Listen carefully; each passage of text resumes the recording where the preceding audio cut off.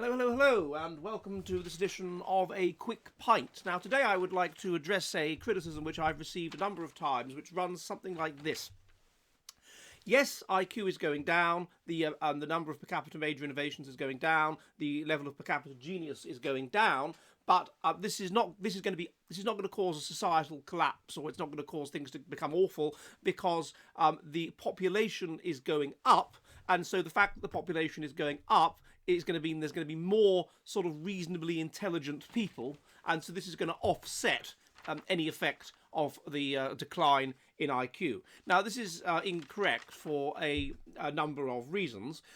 First of all, we know that IQ has clearly been going down. Per capita major innovation has been going down since 1870 or something like that, but the population has been going up. So it doesn't seem to be that the population going up offsets the amount of per capita major innovation.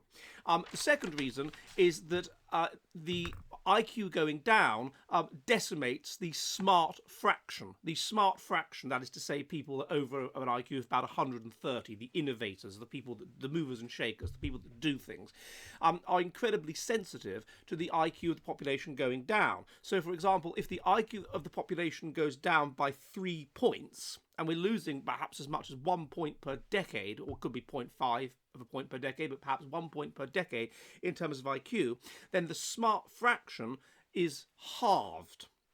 So it doesn't take long for the smart fraction to pretty much cease to exist when IQ is in decline. So, and that is extremely important as we come to our third reason, which is that studies by Heiner Rinderman and so forth in his book Cognitive Capitalism indicate that for a society to run well, the smart fraction is more important than the average IQ of the society.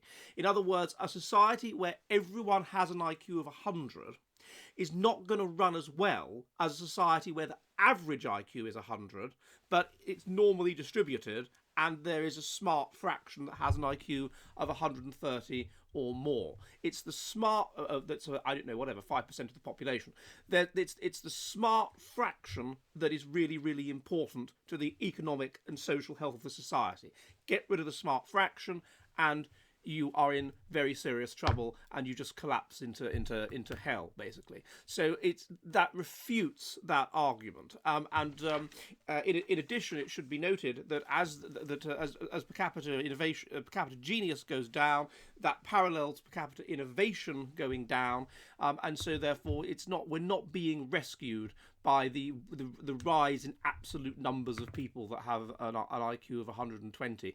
And even if we were, if dysgenics continued, then eventually those people would be wiped out as well. And so then eventually society would get to a point where it had a very low IQ and it could barely function.